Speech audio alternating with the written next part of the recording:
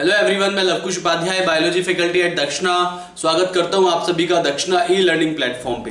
तो आज का जो हमारा टॉपिक है lecture number 12 of human health and disease, जिसमें कि मैं बहुत ही इंटरेस्टिंग टॉपिक डिस्कस करने जा रहा हूं about drugs and alcohol abuse. Are you getting और not? So this topic is very important for your general awareness, even for your exam point of view. Is that clear to all of you? तो यहाँ पे topic जो है बहुत ही important है, that I am going to discuss in detail. Are you getting और not? तो first of all I am going to discuss about drugs. Drugs exactly है क्या? You must understand about the drugs, listen carefully. Drugs is any substance, कोई भी substance हो सकता है, और product that is used to modify और explore physiological system for the benefits of the recipient. मतलब कहने का ये मतलब है कि ऐसा कोई भी केमिकल, ऐसा कोई भी प्रोडक्ट या ऐसा कोई भी सब्सटेंस जो कि आपके फिजियोलॉजिकल प्रोसेस को एक्सप्लोर कर सके। Is that clear to all of you? और जिससे कि किसी रिसिपेंट को कोई बेनिफिट मिल सके, कोई फीलिंग ऑफ कामनेस प्रोड्यूस हो सके। Is that clear? Excitement produce हो सके, फीलिंग ऑफ यूफोरिया प्रोड्यूस हो सकते, हेलुसिनेशन प्रोड्यूस हो सके, मतलब किसी भी तरह का बेनिफिट प्रोड्यूस हो सके। Is that clear to all of you? That you call drug. तो it may be any chemical substance और the product that can explore your physiological process, right, generally taken for the benefits of the recipient. जो उसको लेता है अपने benefits के लिए, इसको जो है लेता है इस केमिकल सब्सटेंस को, उसे आप ड्रग्स कहते हैं। ड्रग्स जनरली मेडिसिन के पर्पस में भी इस्तेमाल होती है। मेडिसिन के तौर पे डॉक्टर्स जो है रिकमेंड करते हैं पेशेंट्स को और दवाइयाँ देते हैं, that may be the drug. But अगर मेडिसिनल पर्पस से कोई दूसरा अलग हटके यूज किया जाए किसी भी केमिकल सब्सटेंस का या किसी भी प्रोडक्ट का, उसे आप ड्रग एब्यूज कहेंगे। उसे आप क्या कहेंगे? ड्रग एब्यूज, यानी कि using of any chemical substance और द मेडिसिन और may be the any product, right, that can be use other than medical purpose. अगर कोई भी आप medicine other than medical purpose लेते हैं, राइट, कुछ पर्सनल बेनिफिट्स के लिए लेते हैं, is that clear to all of you? That you call drug abuse. अब पर्सनल बेनिफिट्स के लिए आप कोई भी इस तरह का केमिकल सब्सटेंस या कोई भी प्रोडक्ट अगर आप इस्तेमाल करते हैं तो इसके लॉन्ग टाइम हार्मफुल इफेक्ट हो सकते हैं। Is that clear to all of you? तो इसके हार्मफुल इफेक्ट भी देखे जाते हैं and this is the major matter of concern. Is that clear to all of you? तो यहां पे it has increase specially among youth. Drugs abuse जो स्टार्ट होता है वो मेनली यूथ्स में स्टार्ट होता है। किसी भी एज में ड्रग एब्यूज स्टार्ट हो जाता है, बट मेनली ये जो है स्टार्ट होता है यूथ एज में। Is that clear to all of you? इसके अलावा this is matter of concern as it could cause many harmful effect. इसके काफी सारे हार्मफुल इफेक्ट हो सकते हैं, जो कि सारे के सारे harmful effect I will discuss in this chapter, in this topic. अब बात करते हैं टाइप्स ऑफ ड्रग्स कौन कौन से होते हैं। तो मेजर टाइप के जो ड्रग्स होते हैं उसमें सबसे पहले आता है डिप्रेसेंट्स, इसके बाद number 2 opiate narcotic, number 3 stimulants, number 4 hallucinogens. तो depressants, opiate narcotics, stimulants and hallucinogens.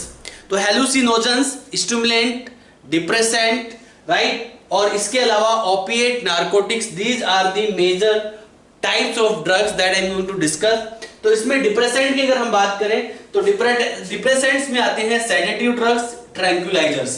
तो डिप्रेसेंट्स यहाँ पे दो टाइप के हैं, number 1 is tranquillisers and number 2 is sedative. So what is the difference between tranquillisers and sedative drugs?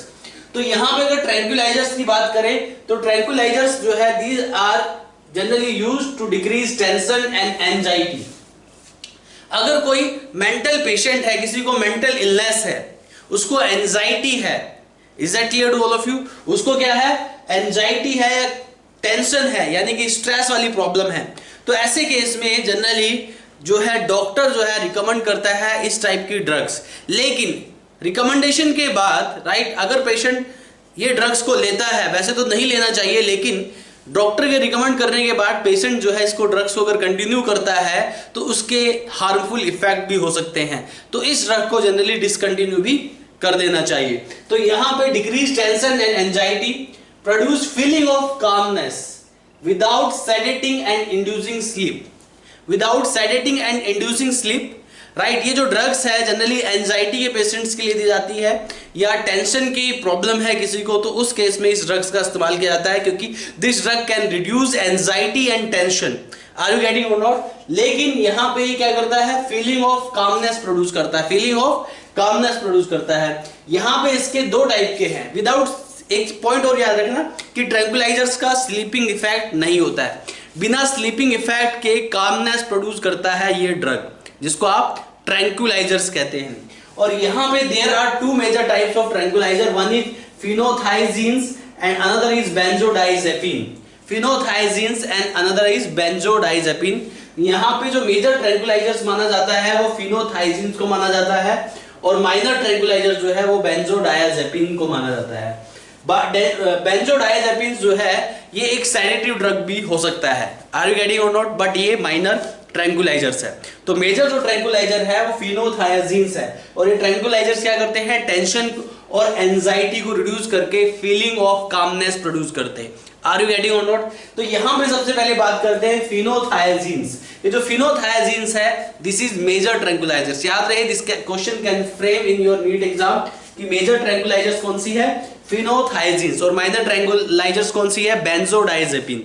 तो फिनोथाइजीन्स जो है वो मेजर ट्रैंक्विलाइजर है, बेंजोडाइजेपिन जो है वो माइनर ट्रैंक्विलाइजर्स है। तो फिनोथाइजीन की अगर हम बात करें तो ये एक एंटीसाइकोटिक ड्रग, इसको एंटीसाइकोटिक ड्रग्स माना जाता है। साइकोटिक पेशेंट्स जो होते हैं जिनको लाइक सिजोफ्रेनिया के केस में इस ड्रग का बहुत इस्तेमाल किया जाता है। Is that clear? Psychotic patient की एग्रेसिवनेस कम करने के लिए you can use this drug, जिसका नाम है फिनोथाइजीन्स। फिनोथाइजीन्स यानी कि एंटीसाइकोटिक ड्रग है, mainly use for the schizophrenia patients. इसका मेनली इस्तेमाल किया जाता है सिजोफ्रेनिया पेशेंट में, क्योंकि सिजोफ्रेनिया पेशेंट जो है ये मेंटल इलनेस होती है। आर यू गेटिंग और नॉट? इसमें पेशेंट जो है एग्रेसिव हो जाता है, उसकी एग्रेसिवनेस को कम करने के लिए, to reduce aggressiveness in psychotic patient, psychotic patient में एग्रेसिवनेस को कम करने के लिए फिनोथाइजीन्स का इस्तेमाल किया जाता है। फिर से सुन लीजिए, फिनोथाइजीन का इस्तेमाल किया जाता है साइकोटिक पेशेंट्स में, किसको कम करने के लिए, एग्रेसिवनेस को कम करने के लिए फिनोथाइजीन्स का इस्तेमाल किया जाता है। Is that clear to all of you? इसके अलावा बेंजोडाइजेपिन, बेंजोडाइजेपिन जनरली ये सेडेटिव ड्रग्स में भी आती है। आर यू गेटिंग और नॉट? और ये ट्रैंक्विलाइजर्स भी है, but this is minor tranquilliser. याद रहे, दिस इज माइनर ट्रैंक्विलाइजर, और इसका जो इस्तेमाल किया जाता है एंटी एंजाइटी ड्रग बोला जाता है और एंटीफोबिक ड्रग बोला जाता है। इसको भी एंटी एंजाइटी और एंटीफोबिक ड्रग बोला जाता है। जनरली फिनोथाइजीन जो है साइकोटिक पेशेंट एग्रेसिवनेस को कम करने के लिए इस्तेमाल की जाती है। वहीं जो बेंजोडाइजेपिन है वो एंटी एंजाइटी एंड एंटीफोबिक ड्रग है, यानी कि एंजाइटी को कम करने के लिए और फोबिया को रिड्यूस करने के लिए किसी भी पेशेंट में ये बेंजोडाइजेपिन ड्रग दी जाती है। और इसका ये एग्जांपल है Valium. The drug Valium, which is a kind of benzodiazepine that is generally used for the anti-anxiety and anti-phobic condition. Is that clear? तो इस केस में इस ड्रग का इस्तेमाल किया जाता है, ये एंजाइटी को कम करता है और फोबिया को कम करता है। Is that clear to all of you? So this is about benzodiazepine. इसके बाद है sedative drug. So this is about tranquillisers. Tranquillisers यहाँ पे दो टाइप की है, फिनोथाइजीन्स एंड बेंजोडाइजेपिन। फिनोथाइजीन का जो इस्तेमाल किया जाता है, ट्रैंक्विलाइजर्स का जो मेन पर्पज है, reduce tension and anxiety and produce feeling of calmness. Phenothiazine का जो इस्तेमाल किया जाता है वो साइकोटिक पेशेंट के लिए इस्तेमाल किया जाता है, लाइक सिजोफ्रेनिया के केस में पेशेंट्स की एग्रेसिवनेस को कम करने के लिए you need to use this drug that you called phenothiazine. Is that clear all of you? And benzodiazepine, this is the another kind of drug. यहाँ पे फिनोथाइजीन जो है वो एक मेजर ट्रैंक्विलाइजर है, बेंजोडाइजेपिन जो है वो एक माइनर ट्रैंक्विलाइजर है। Benzodiazepine can also be sedative drug, ये एक सेडेटिव ड्रग होती है। और एक चीज और मैं आपको बता दूं, ट्रैंक्विलाइजर जो ड्रग्स होती है जनरली स्लीप इंड्यूस नहीं करती है but feeling of calmness produce करती है। बट यहाँ पे जो बेंजोडाइजेपिन है ये सेडेटिव ड्रग्स में आ जाता है। सेडेटिव ड्रग्स मतलब जो कि स्लीपिंग इंड्यूसिंग ड्रग्स है, that I will discuss next part. और ये इसमें भी आता है। बेंजोडाइजेपिन जो है एक्ट एज माइनर ट्रैंक्विलाइजर, और इसका इस्तेमाल जो किया जाता है anti anxiety and antiphobic right drug इसको माना जाता है, तो इसके लिए इसका इस्तेमाल किया जाता है और उसका एग्जाम्पल है वैलियम। इसके बाद come to the next sedative drugs. Sedative drugs generally ऐसी ड्रग्स को बोलते हैं जो कि स्लीप इंड्यूस कर देते हैं, जो कि किसी भी फिजियोलॉजिकल फंक्शंस को, सेंट्रल नर्वस सिस्टम के फंक्शन को स्लो डाउन कर देता है, डिप्रेशन मतलब उसको जो है डिप्रेस कर देता है। Is that clear to all of you? किसको? सेंट्रल नर्वस सिस्टम के फंक्शन को। तो सेडेटिव ड्रग्स की अगर हम बात करें तो ड्रग दैट रिड्यूसेस एक्साइटमेंट, वो ड्रग जो कि एक्साइटमेंट को रिड्यूस करे, depression the CNS activity, depressing the CNS activity, CNS central nervous system की एक्टिविटी को कम करे, and lower the physiological functions. याद रहे, जो कि एक्साइटमेंट को रिड्यूस करता है by depressing of CNS activity and lower the physiological functions. तो एक्साइटमेंट को कम करने के लिए, एक्साइटमेंट को रिड्यूस करने के लिए सेडेटिव ड्रग का इस्तेमाल किया जाता है। सेडेटिव ड्रग जो है depressing the CNS activity and lower the physiological function, physiological functions को रिड्यूस कर देता है, सीएनएस एक्टिविटी को रिड्यूस कर देता है, ओवरऑल एक्साइटमेंट को कम करने के लिए सेडेटिव ड्रग्स दी जाती है। इट लीड्स टू ड्रोजीनेस और sleep, it leads to drowsiness and sleep. अब अगर यहां पे एक्साइटमेंट रिड्यूस हो जाएगा, सीएनएस एक्टिविटीज का डिप्रेसिंग ऑफ सीएनएस एक्टिविटी हो जाएगी या लोअर फिजियोलॉजिकल फंक्शंस हो जाएंगे, तो उस केस में पेशेंट को जो है स्लीप इंड्यूस हो जाएगा। Is that clear to all of you? तो यहां पे ड्रोजीनेस यानी कि drowsiness and sleep induce, is that clear to all of you? तो यहां पे लीडिंग टू डिप्रेशन, ड्रोजीनेस और स्लीप, ऐसे ड्रग्स का इस्तेमाल करके जल्दी नींद आ जाती है। Is that clear to all of you? तो इसके अलावा यहाँ पे जो एग्जांपल्स हैं, इसके एग्जांपल्स आपको याद रखने हैं, barbiturates and benzodiazepine. Benzodiazepine as a tranquilizer है, लेकिन ये माइनर ट्रैंकुलाइजर है, but it can also categorize in sedative drug, but it means that can induce sleep. और ये ड्रोजीनेस लेके आता है, बॉडी के फंक्शंस को स्लो डाउन कर देता है, सीएनएस एक्टिविटीज को कम कर देता है, राइट, जिसकी वजह से एक्साइटमेंट को रिड्यूस किया जाता है। Help in mental illness like depression, insomnia. इसका इस्तेमाल डिप्रेशन और इंसोम्निया के केस में भी किया जाता है। अगर किसी पेशेंट को नींद नहीं आती है, इंसोम्निया की प्रॉब्लम है, राइट, तो ऐसे केस में ये सेडेटिव ड्रग जिसका नाम है बार्बिचुरेट्स और बेंजोडाइजेपिन, ये जनरली डॉक्टर जो है रिकमेंड करता है इन ड्रग्स को। ठीक है, इसके बाद ओपिएट नार्कोटिक। ओपिएट नार्कोटिक्स उनको बोलते हैं जो जनरली ओपियम, पॉपी एक प्लांट है, that I will discuss later, opium Poppy plant से एक्सट्रैक्ट किया जाता है ओपिएट नार्कोटिक्स को। ओपिएट नार्कोटिक्स में जैसे कि आपका आता है heroine, morphine, pethidine, methadone, is that clear? और यहाँ पे स्मैक वगैरह ये सब किस में आते हैं? ये सब ओपिएट नार्कोटिक ड्रग्स में आते हैं। तो ओपिएट नार्कोटिक ड्रग्स जो है ये मेनली एनाल्जेसिक होती हैं। अगर हम ओपिएट नार्कोटिक ड्रग्स की बात करें, मेनली एनाल्जेसिक होती हैं। एनाल्जेसिक का मतलब ऐसी ड्रग जो कि पेन किलर होती है। Is that clear? तो पेन किलर ड्रग्स को आप एनाल्जेसिक ड्रग कहते हैं। तो ओपिएट नार्कोटिक ड्रग्स जो है यहाँ पे वो जनरली पेन किलर होती है। A majority of drugs are pain killer. तो यहाँ पे ओपियम नार्कोटिक्स मेनली एनाल्जेसिक है, यानी कि पेन किलर है। एग्जांपल्स मैंने बताया, opium, morphine, heroin, pethidine, methadone.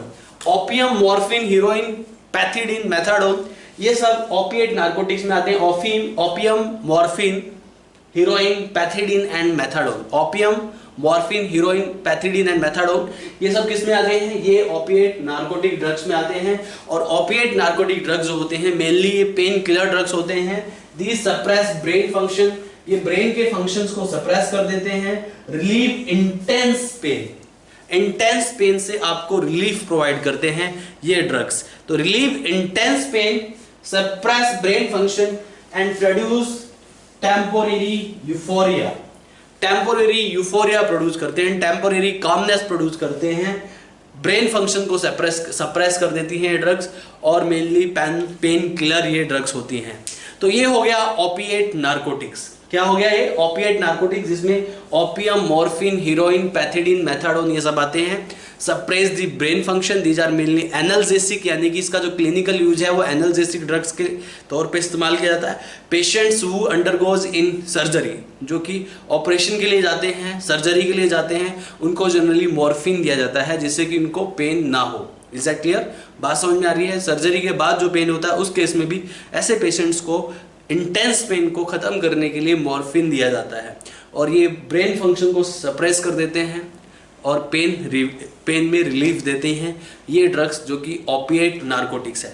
So this is about what, this is about depressant drugs जिसमें कि सेडेटिव एंड ट्रैंकुलाइजर्स आते हैं, ऑन ओपिएट नार्कोटिक्स। इसके बाद I am going to discuss about the stimulants, so listen carefully.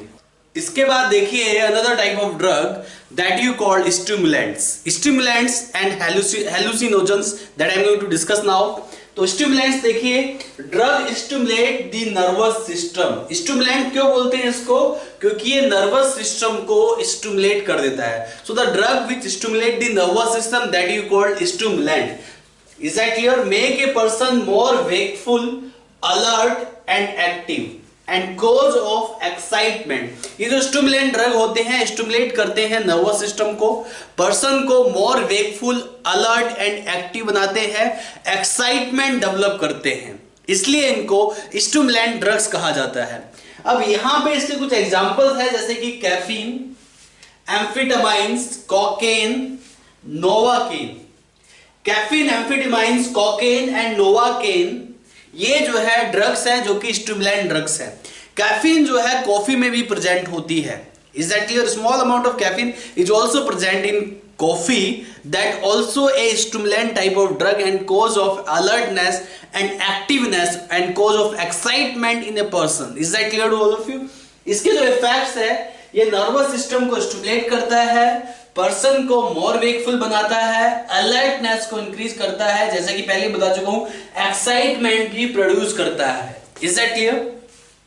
इसके अलावा इसका जो क्लिनिकल यूज है, this is mainly use in attention deficit. अगर किसी पर्सन को अटेंशन डिफिसिट की प्रॉब्लम है, वो अपने काम पे ध्यान नहीं दे पा रहा है, अटेंशन डिफिसिट इस कंडीशन को बोलते हैं। Is that clear to all of you? Attention deficit के कंडीशन में हम इस टाइप के ड्रग्स को देते हैं। नार्कोलेप्सी के केस में भी हम जो है स्टिमुलेंट्स ड्रग्स को दिया जाता है पेशेंट को। नार्कोलेप्सी एग्जैक्टली है क्या? नार्कोलेप्सी एक स्लीप डिसऑर्डर है। This is a kind of sleep disorder, और ये जो है डे टाइम ड्रोजीनेस भी आप इसको बोलते हैं। इसमें दिन में पेशेंट को नींद आती है। Is that clear to all of you? तो day time of drowsiness, is that clear? और स्लीप डिसऑर्डर, यानी कि यहाँ पे most of the time patient को जो है वो ड्रोजीनेस फील होती रहती है और वो दिन में सोता रहता है। Is that clear to all of you? तो स्लीप डिसऑर्डर को आप नार्कोलेप्सी बोलते हैं। इस डिसऑर्डर के केस में भी इस ड्रग्स को दिया जाता है। इसके अलावा वेट कंट्रोल, वेट रिड्यूस करने के लिए भी इस ड्रग को दिया जाता है। तो स्टिमुलेंट ड्रग यानी कि ये नर्वस सिस्टम को स्टिमुलेट करने का काम करता है, एक्साइटमेंट को डेवलप करता है, make a person more wakeful, attentive and alertness को ये डेवलप करता है। Is that clear to all of you? इसके अलावा इसके जो क्लिनिकल यूज है, नार्कोलेप्सी, अटेंशन डिफिसिट और वेट कंट्रोल करने में इसका इस्तेमाल किया जाता है। Are you getting? ये है स्टिमुलेंट ड्रग्स। और इसके जो मैंने टाइप्स बताए आपको example, caffeine, amphetamines, cocaine and novocaine. Is that clear? ये जो है ड्रग्स है जो कि स्टिमुलेंट ड्रग्स हैं। Is that clear? इसके बाद है हेलुसिनोजेंस ड्रग्स। हेलुसिनोजेंस ड्रग्स को साइकीडेलिक ड्रग्स भी कहा जाता है। हेलुसिनोजेंस ड्रग्स को साइकीडेलिक ड्रग्स भी कहा जाता है।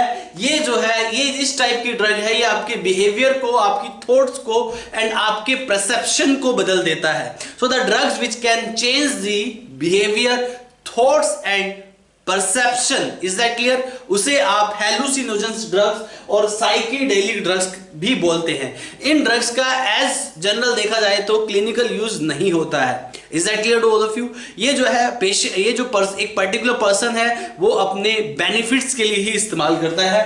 तो ये जो ड्रग्स है चेंज बिहेवियर, ये इंसान का बिहेवियर बदल देता है, थॉट्स को बदल देता है, फीलिंग्स को बदल देता है एंड परसेप्शन को बदल देता है। So the drugs which can change your thoughts, feeling, perception and behaviour, that you called what? That you call hallucinogens drug. Hallucination induce करता है। हेलुसिनेशन का मतलब है, हिंदी में अगर हम हेलुसिनेशन की बात करें तो हिंदी में इसको कहते हैं किसी की बुद्धि भ्रष्ट हो जाना या किसी का मत बदल जाना या मति भ्रम हो जाना, दैट यू कॉल्ड हेलुसिनेशन। तो ये हेलुसिनेशन को डेवलप करता है, that's why this drug is called hallucinogens drug. It can change behaviour, feelings, perception and thoughts of a person. Is that clear to all of you? तो यहाँ पे इसके examples में जैसे कि LSD आता है, मस्केलाइन आता है, सिलोसाइबिन आता है और कैनेबिनॉइड्स आते हैं। तो LSD, mescaline, psilocybin and cannabinoids जो कौन सी ड्रग्स में आते हैं, ये हेलुसिनोजेंस ड्रग्स में आते हैं। Is that clear? LSD, mescaline, psilocybin and cannabinoids. LSD की अगर हम बात करें तो LSD की फुल फॉर्म होती है लाइसर्जिक एसिड डाइइथाइल एमाइड। यार मैंने लिखी है LSD की फुल फॉर्म। ये मेजॉरिटी ऑफ ड्रग्स जो है फ्लावरिंग प्लांट से ऑब्टेन की जाती हैं। ये जितनी भी हेलुसिनोजेंस ड्रग्स हैं these obtain from flowering plant. But LSD एक ऐसी ड्रग है जो कि हेलुसिनोजेंस ड्रग्स में आती है, but this is extracted from a fungi that you call Claviceps purpurea। ये जो Claviceps purpurea है ये एक फंजाई की स्पीसीज है और Claviceps purpurea से LSD को एक्सट्रैक्ट किया जाता है और बाकी जितने भी अदर ड्रग्स हैं उनको एक्सट्रैक्ट किया जाता है फ्लावरिंग प्लांट से। उनको किससे एक्सट्रैक्ट किया जाता है? फ्लावरिंग प्लांट से एक्सट्रैक्ट किया जाता है। तो यहाँ पे majority of drugs obtain from flowering plants. इसका कोई भी क्लिनिकल यूज नहीं होता। इफेक्ट मैं आपको बता चुका हूं, alter thoughts, feelings, perception and behaviour of a person. तो ये है हेलुसिनोजेंस ड्रग। तो स्टिमुलेंट ड्रग्स हो गया, हेलुसिनोजेंस ड्रग्स हो गया। तो stimulant drugs stimulate the nervous system, cause of excitement, cause of alertness and develop attentiveness in a person. इसका जो क्लिनिकल यूज है अटेंशन डिफिसिट में दिया जाता है, इसको नार्कोलेप्सी में दिया जाता है, वेट कंट्रोल करने में दिया जाता है। और स्टिमुलेंट ड्रग्स के जो एग्जांपल बताए मैंने, कैफीन हो गया, एम्फेटामाइन हो गया, कोकेन हो गया एंड नोवाकेन हो गया।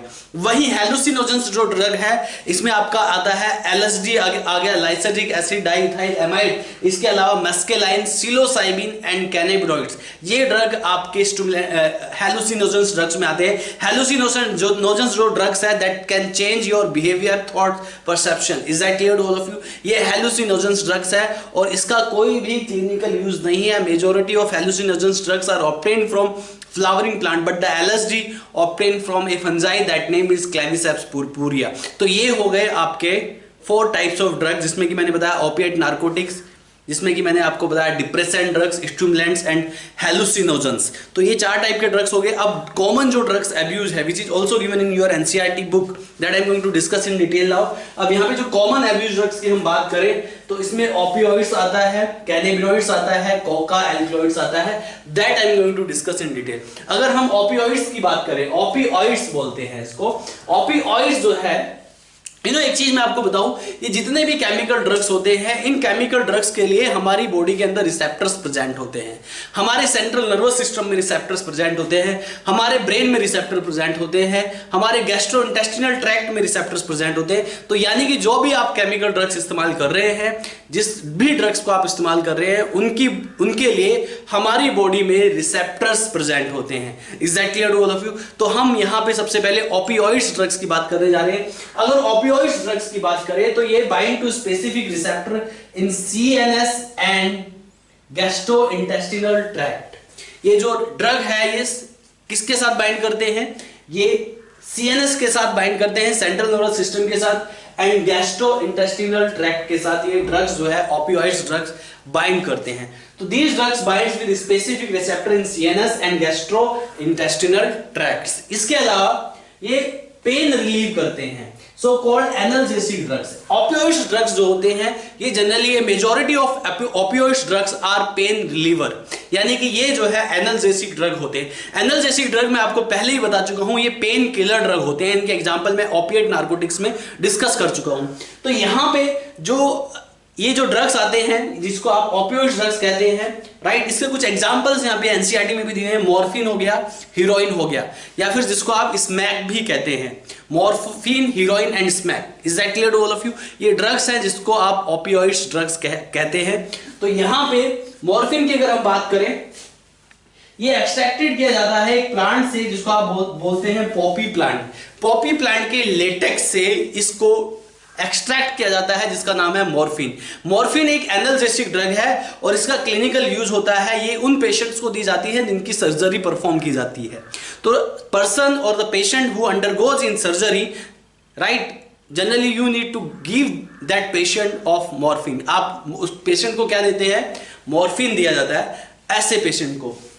तो extracted from latex of poppy plant. Poppy plant का साइंटिफिक नेम एग्जाम में पूछने के लिए आ जाता है, this is very important, it can frame in question. Papaver somniferum. Papaver somniferum poppy plant का नेम है। Is that clear to all of you? इसको आप जो है पॉपी प्लांट बोलते हैं या ओपियम प्लांट भी इसको कहा जाता है। तो Papaver somniferum, is that clear to all of you?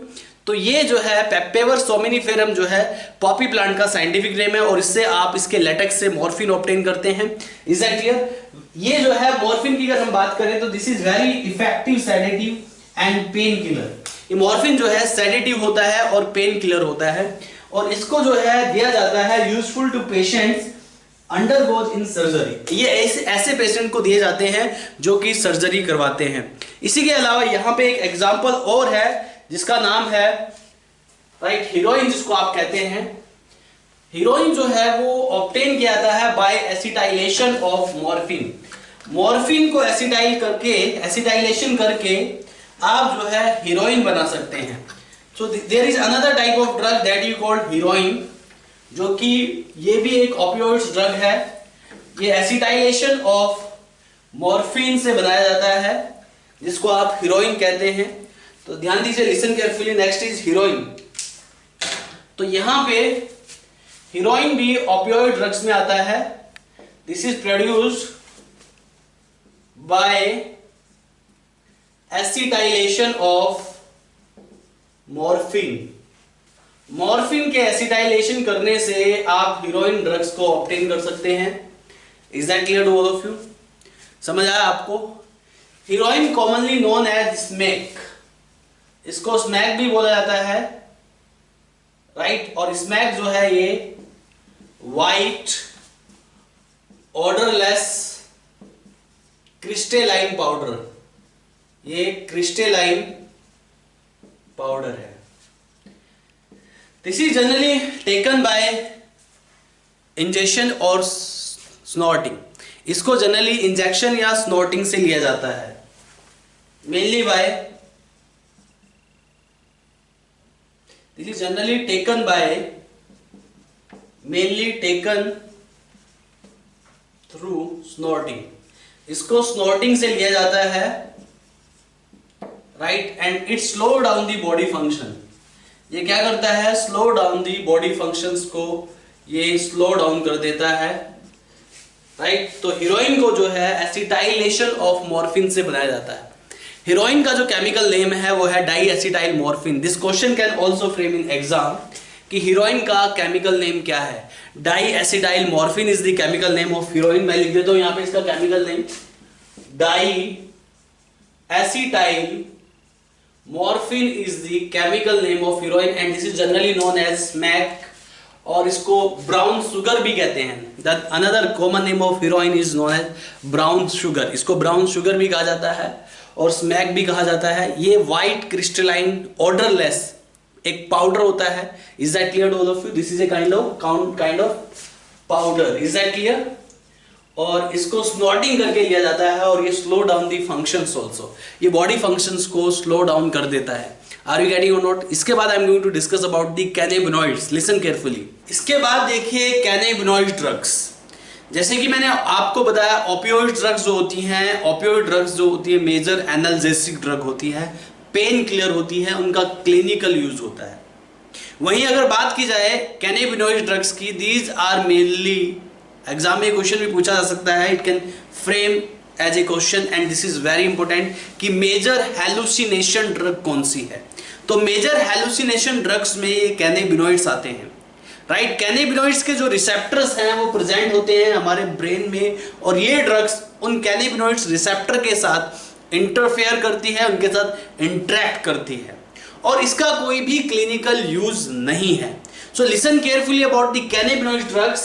ये जो है ग्रुप ऑफ केमिकल्स है जो कि इंटरेक्ट करते हैं with cannabinoids receptors which are present in your brain. ये किसके साथ इंटरेक्ट करते हैं? ये इंटरेक्ट करते हैं कैनेबिनॉइड्स रिसेप्टर इन ब्रेन। जैसे कि मैं आपको पहले ही बता चुका हूं, ड्रग्स के लिए हमारी बॉडी में रिसेप्टर्स प्रेजेंट होते हैं। जैसे कि ओपियोइड ड्रग्स के जो रिसेप्टर्स हैं वो गैस्ट्रोइंटेस्टिनल ट्रैक्ट में होते हैं, सीएनएस में होते हैं, सेंट्रल नर्वस सिस्टम में होते हैं। इसी तरीके से कैनेबिनॉइड ड्रग्स के जो रिसेप्टर्स हैं वो कैनेबिनॉइड रिसेप्टर्स उनको बोला जाता है, and these receptors are present in brain. Are you getting और नॉट? हमारी बॉडी में रिसेप्टर्स प्रेजेंट है तभी ये ड्रग्स जो है हमारे ऊपर इफेक्ट डालती है। अगर हमारी बॉडी में रिसेप्टर्स प्रेजेंट नहीं होते तो ये ड्रग्स इफेक्ट नहीं डालती। तो रिसेप्टर्स के साथ ही ये मेजॉरिटी ऑफ ड्रग्स इंटरेक्ट करती है, जिसकी वजह से हमें इनके इफेक्ट्स दिखाई देते हैं और इनके साइड इफेक्ट्स भी दिखाई देते हैं। आर यू गेटिंग और नॉट? Listen carefully. अब यहाँ पे इस ड्रग्स को जो ऑब्टेन किया जाता है, जैसे कि मैंने आपको ओपियोइड ड्रग्स को बताया कि ओपियोइड ड्रग्स जो है वो उसमें आपका मॉर्फिन आता है and that is extracted from the latex of poppy plant, और जिसको आप पेपेवर्स सोमिनिफेरम कहते हैं। ऐसे ही कैनेबिनॉइड ड्रग्स को ऑब्टेन किया जाता है cannabis sativa plant. Cannabis sativa plant, inflorescence of cannabis sativa plant से आप कैनेबिनॉइड ड्रग्स को क्या करते हैं? ऑब्टेन करते हैं। देखिए इस कैनेबिस सटाइवा प्लांट्स में जो ड्रग्स निकाला जाता है उसके फ्लावर टॉप से निकाला जा सकता है, लीफ से एक्सट्रैक्ट किया जा सकता है, रेसिन से एक्सट्रैक्ट किया जाता है, राइट? तो ये flower tops, leaves, resin used to various combination to produce marijuana, hashish, charas and गांजा।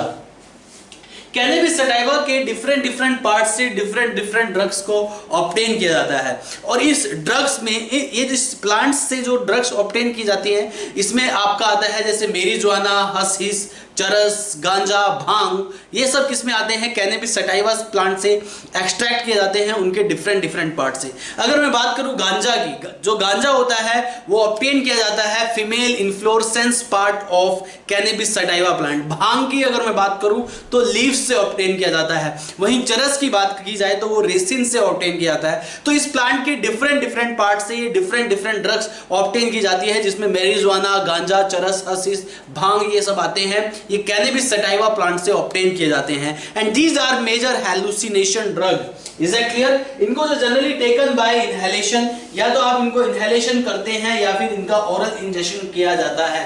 इनहेलेशन से और ओरल इंजेक्शन से इन ड्रग्स को जनरली ऑब्टेन किया जाता है, right? Non for effects on cardiovascular system. इसका इफेक्ट पड़ता है कार्डियोवैस्कुलर सिस्टम पे।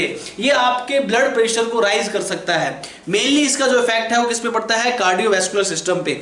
ओपियोइड्स ड्रग्स का जो इफेक्ट पड़ता है मेनली सेंट्रल नर्वस सिस्टम पे पड़ता है, लेकिन इस ड्रग का जो इफेक्ट पड़ता है मेनली कार्डियोवैस्कुलर सिस्टम पे पड़ता है। This question can frame as very important question in your NEET exam. This question can frame in your NEET exam and this is very important. इसका जो इफेक्ट पड़ता है कार्डियोवैस्कुलर सिस्टम पे इस drug का इफेक्ट पड़ता है। Also being abused by some sport person. इस ड्रग्स को कुछ स्पोर्ट्स पर्सन भी अब्यूज करते हैं। हेलुसिनोजेंस ड्रग्स, ये मैंने पहले ही बताया, जो कैनेबिनॉइड ड्रग्स है ये majority of drugs are hallucinogens drugs. Are you getting और नॉट? तो कैनेबिनॉइड जो है ये मेजॉरिटी ऑफ हेलुसिनोजेंस ड्रग्स है।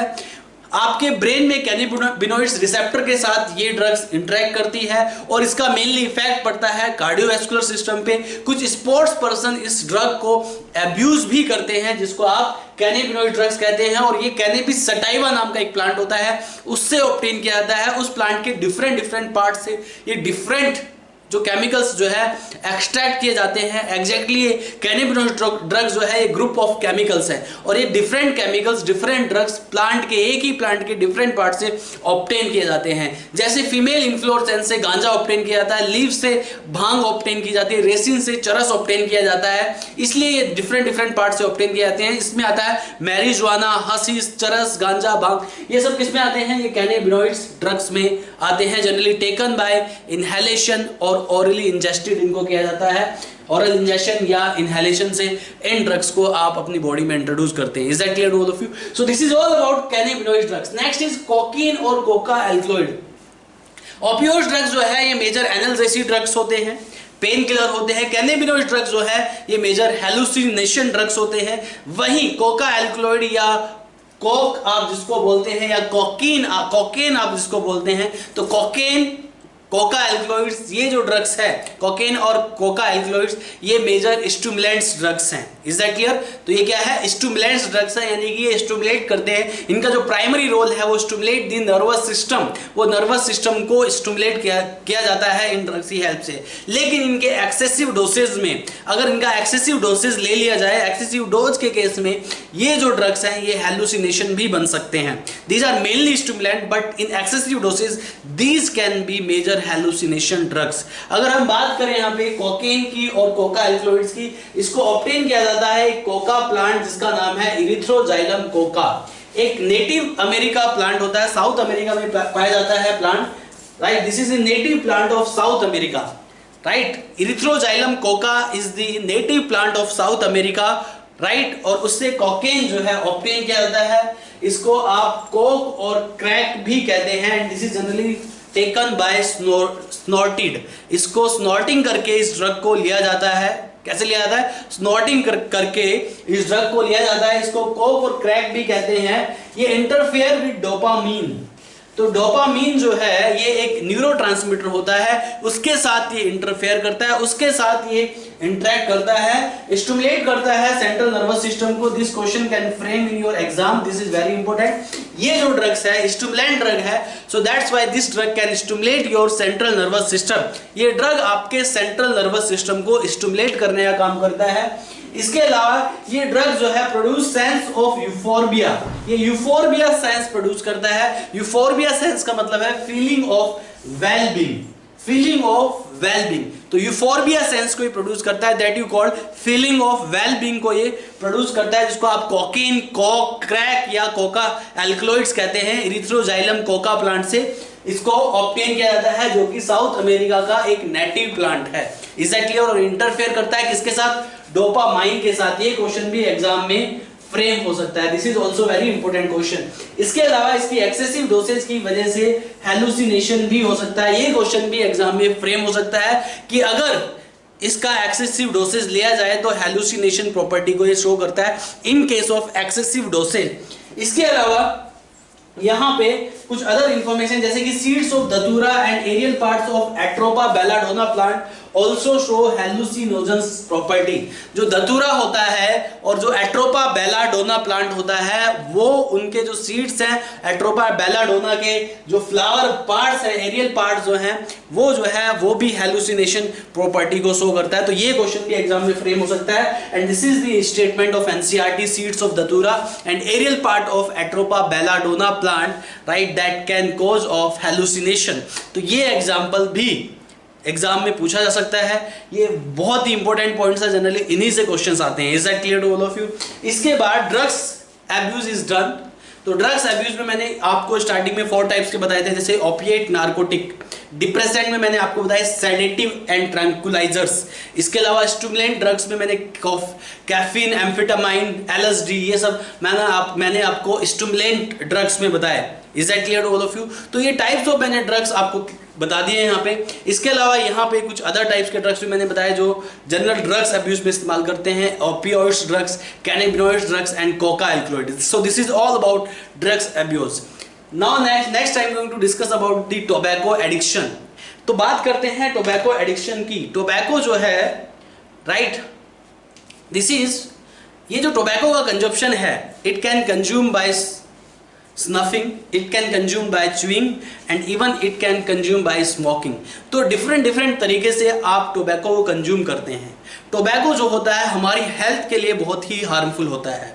अगर आप मार्केट में जाते हैं, राइट, कहीं पे एक पैकेट सिगरेट का आप खरीदते हैं या बीड़ी का एक पैकेट खरीदते हैं, तो ये सब क्या है? टोबैको के प्रोडक्ट है।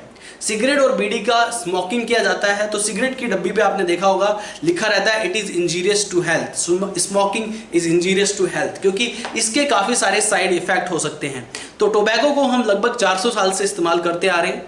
Is that clear? सबसे पहले इसकी जो बिगिनिंग हुई, स्टार्टिंग में इसका जो इस्तेमाल किया गया वो अमेरिका, यूरोप, फिर बाद में ये एशियन कंट्रीज में भी बहुत ही ज़्यादा प्रिवलेंट हो गया और लोग इसको, राइट, डिफरेंट फॉर्म में इसका कंज्यूम करते हैं। कुछ लोग सिगार पीते हैं, कुछ लोग हुक्का पीते हैं, राइट, जिसको हबल बबल भी कहा जाता है, हुक्का। कुछ लोग बीड़ी पीते हैं, कुछ लोग सिगरेट पीते हैं। ये टोबैको कंजप्शन की डिफरेंट फॉर्म है। लेकिन जितने भी आप टोबैको कंज्यूम करते हैं, कुछ लोग जो है उसको च्यूइंग करते हैं, यानी कि गुटखा खाते हैं, तंबाकू खाते हैं directly. Is that clear to all of you? बात समझ में आ रही है? लाइम के साथ मिक्स करके भी उसको खाया जाता है।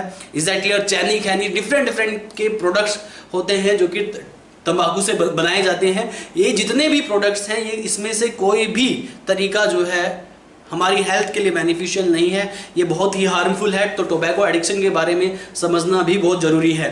टोबैको की अगर हम बात करें, टोबैको में लगभग ऐसे 30 केमिकल्स होते हैं जिसमें कार्सिनोजन प्रॉपर्टीज होती हैं, यानी कि जो कैंसर कोज होते हैं। इसके अलावा टोबैको के और भी बहुत सारे आपकी हेल्थ पे इफेक्ट पड़ सकते हैं, तो इसके बारे में जानना बहुत जरूरी है। And this is very important for your awareness also.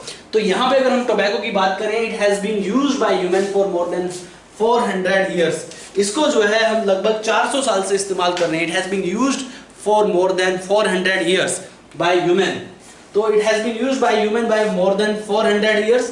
इसको स्मोक करके लिया जाता है, च्युइंग करके लिया जाता है, स्नफिंग करके भी इसको लिया जाता है। Is that clear? आप नाक से इनहेल कर सकते हैं, स्मोक कर सकते हैं या चबा सकते हैं, लेकिन इसके यू नो थोड़ी देर के फायदे होते हैं। ये एक स्टिमुलेंट की तरह काम करता है। इसमें जो निकोटीन होता है, राइट, इसके अंदर एडिक्शन प्रॉपर्टी होती है। इसके अलावा इसमें टोबैको के साथ अदर केमिकल्स भी होते हैं। टार भी इसमें प्रेजेंट होता है जो कि आपके लंग्स को इन्फ्लुएंस कर सकता है, अफेक्ट कर सकता है। It contain a large number of chemical substance. इसमें काफी सारे केमिकल सब्सटेंस होते हैं, इंक्लूडिंग निकोटीन। निकोटीन इसमें मेजर एडिक्शन प्रॉपर्टी जो होती है टोबैको में, वो निकोटीन के अंदर होती है।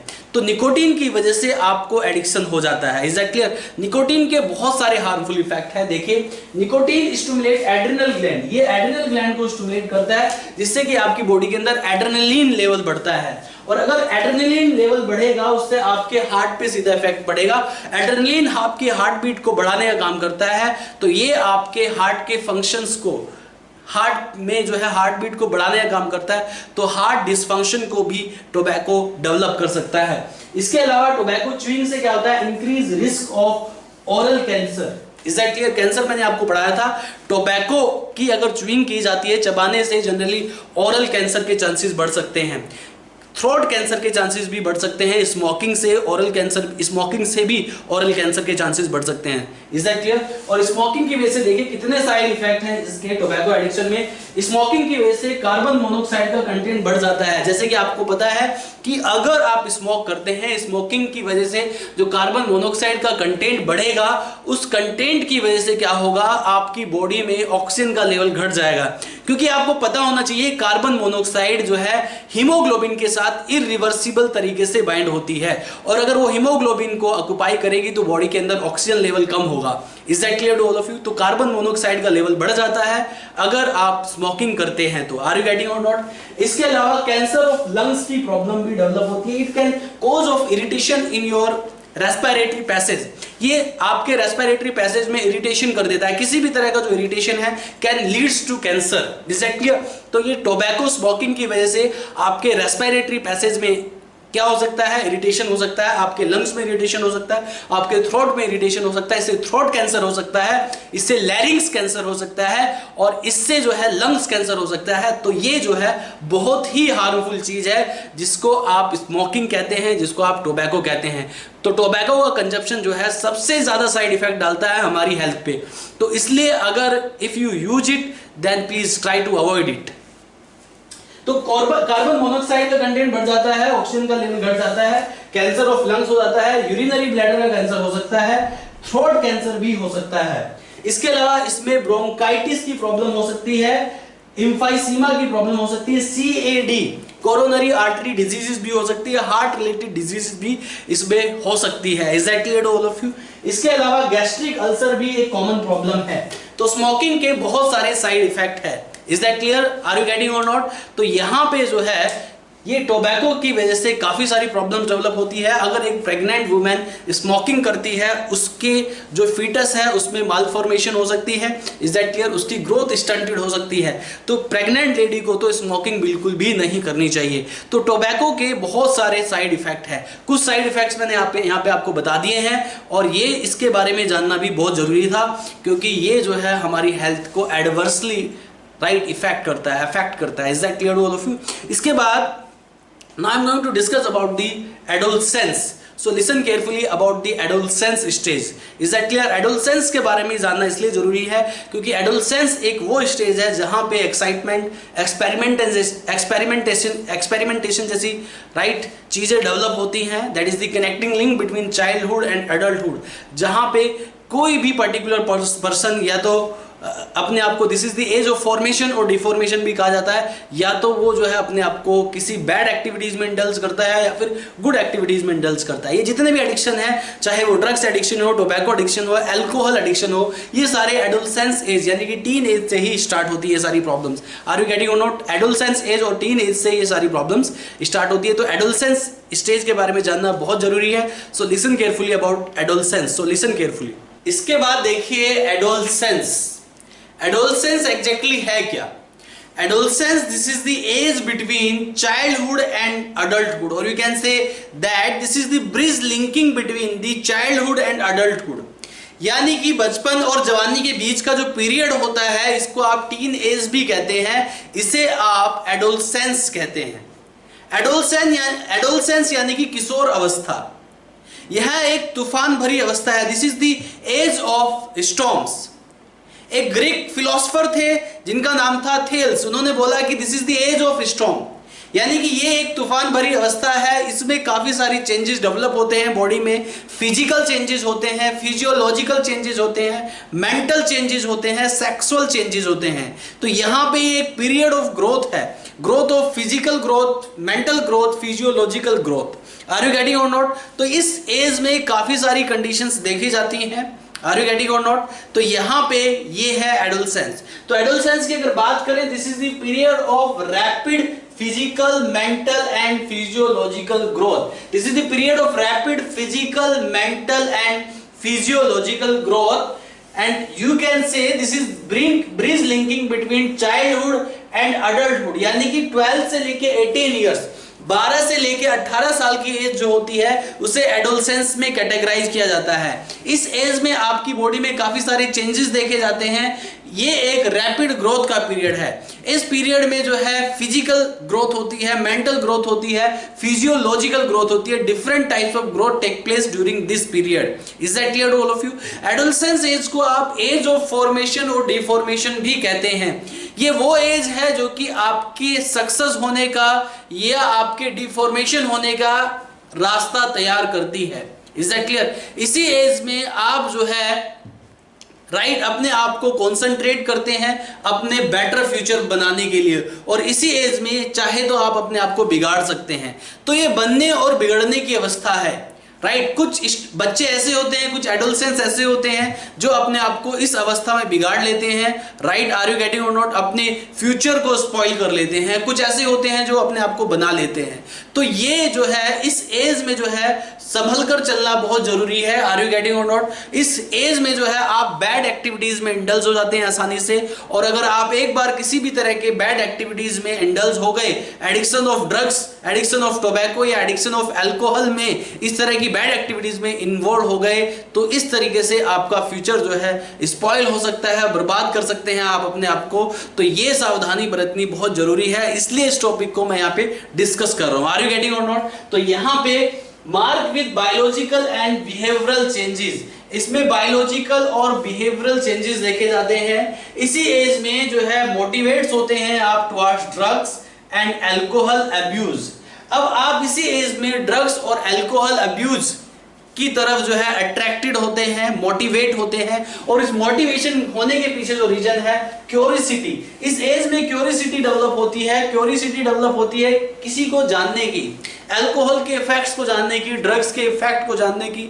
आपके अंदर एक इच्छा पैदा होती है, एक डिजायर डेवलप होती है, और उस डिजायर के चलते कब आप एडिक्टेड हो जाते हैं आपको पता भी नहीं चलता है।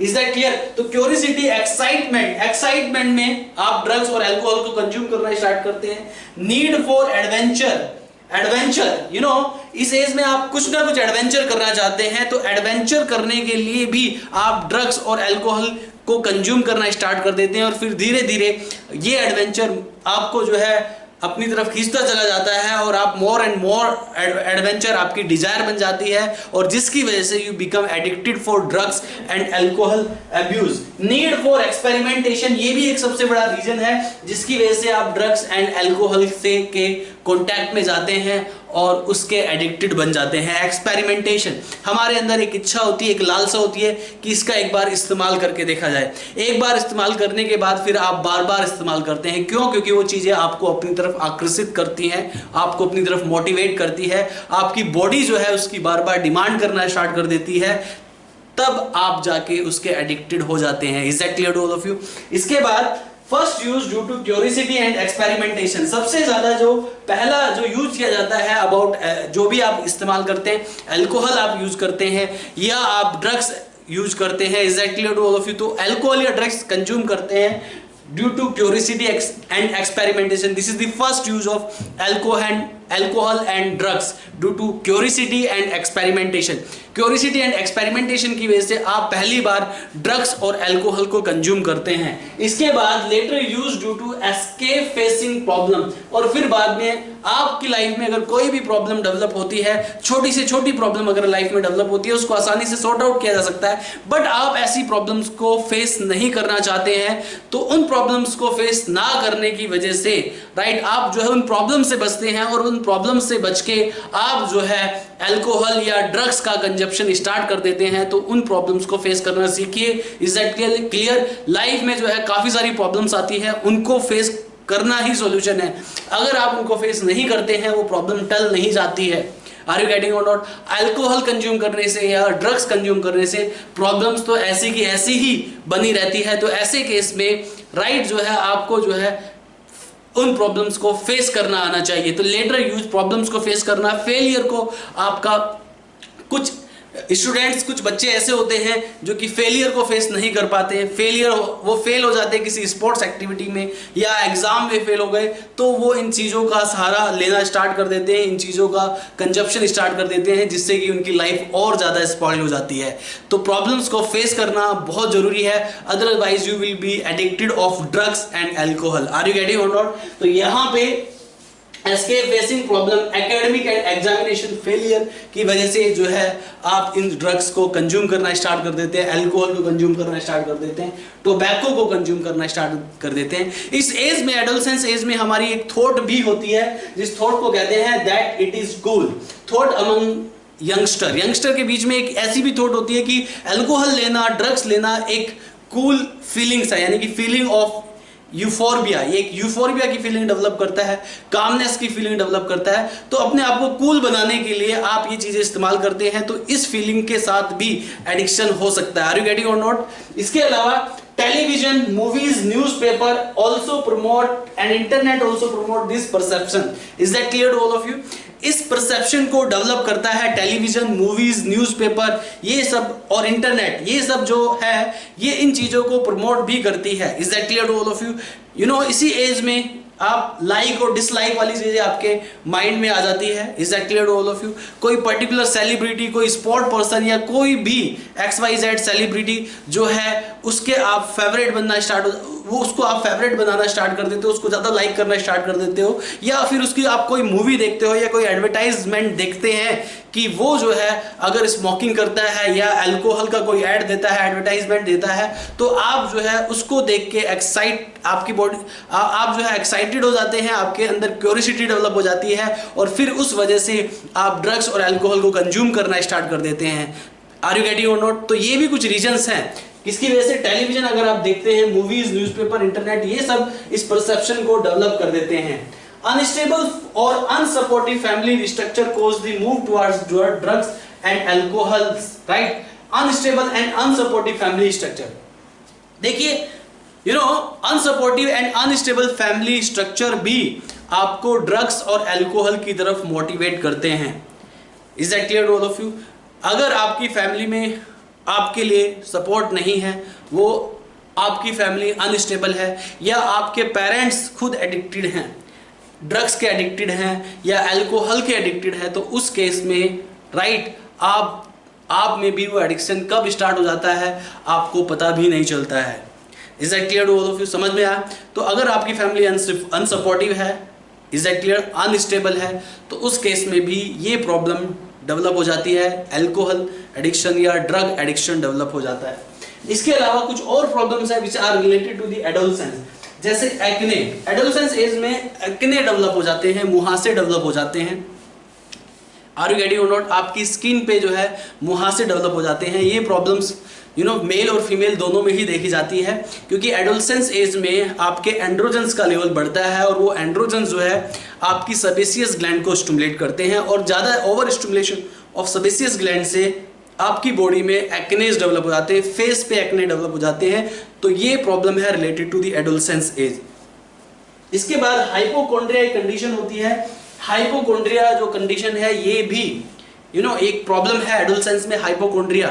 इसको आप इलनेस एंजाइटी कहते हैं। It means you are very concern about your health. तो ये इलनेस एंजाइटी है, राइट, ये यानी कि एक फालतू वाला तनाव है, यानी एक आप फालतू में स्ट्रेस लेना स्टार्ट कर देते हैं कि आप अपनी बॉडी को लेके, is that clear to all of you, या डिसफिगरमेंट ऑफ बॉडी को लेके या ओबेसिटी को लेके आप जो है फालतू में सोचना स्टार्ट कर देते हैं। तो इलनेस एंजाइटी भी इसी एज में डेवलप होती है। Illness anxiety is called hypochondria. इसमें you start the concern about your health, आप अपनी हेल्थ को लेके कंसर्न होना स्टार्ट कर देते हैं। Excessive worry about being sick, is that clear to all of you, आपको जो है एक्सेसिव वरी हो जाती है अबाउट बीइंग सिक। इसके अलावा fear of obesity and disfigurement, खासकर ये गर्ल्स में देखा जाता है। फीमेल्स में ओबेसिटी या डिसफिगरमेंट का फियर देखा जाता है, वो डरती है कि उनका फिगर ना बिगड़ जाए, डिसफिगरमेंट, या फिर वो मोटी ना हो जाए। तो इस केस में वो एक्सेसिव सोचना स्टार्ट कर देती है, और एक्सेसिव सोचने से वो अपने खाने को अवॉइड करती है। इस कंडीशन को आप एनोरेक्सिया नर्वोसा भी कहते हैं। एनोरेक्सिया नर्वोसा इस कंडीशन को कहते हैं eating disorder due to fear of wait.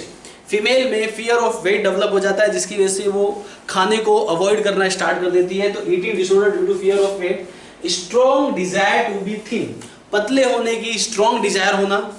इसके अलावा अवॉइड फूड, वो क्या करना स्टार्ट कर देती है, फूड अवॉइड करना स्टार्ट कर देती है, and try to lose body weight, is that clear, और बॉडी वेट को लूज करना स्टार्ट कर देती है, जिसकी वजह से ऐसी फीमेल में start other types of body complications due to heavy weight loss, और ऐसी फीमेल में हैवी वेट लॉस हो जाता है, और हैवी वेट लॉस की वजह से अदर बॉडी कॉम्प्लिकेशंस भी स्टार्ट हो सकते हैं। तो ये कंडीशंस है, ये कुछ प्रॉब्लम्स है which are related to the adolescence age, यानी कि 12 to 18 ईयर्स ऑफ एज। इसके अलावा न्यूरोएस्थेनिया की अगर हम बात करें तो न्यूरोएस्थेनिया क्या है? Neurasthenia is characterised by inability to concentrate और एंजॉय थिंग, राइट। कुछ ऐसे भी स्टूडेंट्स होते हैं, कुछ ऐसे भी बच्चे होते हैं एडोलसेंस में एज में, कुछ ऐसे टीनेजर्स होते हैं जो कि क्या करते हैं, वो अपने आप को किसी भी इंजॉयमेंट का पार्ट नहीं बना पाते, और वो उस इंजॉयमेंट, कहीं पे अगर कोई पार्टी चल रही है या कोई भी किसी भी तरह की एक्टिविटी चल रही है, किसी भी तरह का इंजॉयमेंट चल रहा है, तो वो इंजॉयमेंट से अपने आप को कटना स्टार्ट कर देते हैं। वो उनके अंदर लोनलीनेस वाली फीलिंग आ जाती है। Is that clear to all of you? वो अलोन रहना ज़्यादा पसंद करते हैं। इस कंडीशन को आप न्यूरोएस्थेनिया कहते हैं, characterised by the inability to concentrate और enjoy things that leads to irritability, जिसकी वजह से इरिटेबिलिटी होती है, फैटिग होता है, इंसोम्निया होता है, डिप्रेशन एंड हेडेक जैसी प्रॉब्लम हो जाती है। Is that clear to all of you? समझ आया? इसे आप न्यूरोएस्थेनिया कहते हैं। इसी के बाद next is post traumatic disorder. अगला क्या है? Post traumatic disorder, that I am going to discuss now. Listen carefully. Post traumatic disorder क्या होता है? देखिए, post traumatic disorder that I am going to discuss now. Post traumatic disorder, suppose that अगर इस age में किसी के साथ कोई घटना घट जाती है, सपोज दैट किसी फीमेल के साथ कोई घटना घट जाती है, जैसे कि रेप केस या फिर प्री मैरिटल इंटरकोर्स, या फिर किसी भी तरह की प्रॉब्लम, किसी भी तरह का एक्सीडेंट, किसी भी तरह की दुर्घटना अगर किसी के साथ हो जाती है, तो उस केस में post traumatic stress disorder develop होता है। Is that clear to all of you? Next is post traumatic stress disorder. तो ये पोस्ट ट्रॉमेटिक स्ट्रेस डिसऑर्डर आप बोलते हैं, शॉर्ट फॉर्म में उसको आप PTSD लिखते हैं। PTSD डेवलप होता है, this condition is developed due to any kind of mishappening, is that clear to all of you, with a girl or with a boy, ये किसी के साथ भी हो सकता है। पोस्ट ट्रोमैटिक डिसऑर्डर, तो post traumatic stress disorder develop due to any kind of mishappening, जो कि नहीं होनी चाहिए, ऐसी मिस हैपनिंग की वजह से ये डिसऑर्डर्स जो है डेवलप हो जाते हैं एडोलसेंस एज में। तो पोस्ट ट्रोमैटिक स्ट्रेस डिसऑर्डर में क्या होता है, this stress disorder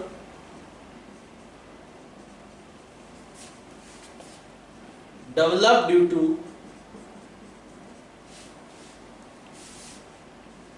any kind of mishappening, किसी भी तरह की मिसहैपनिंग की वजह से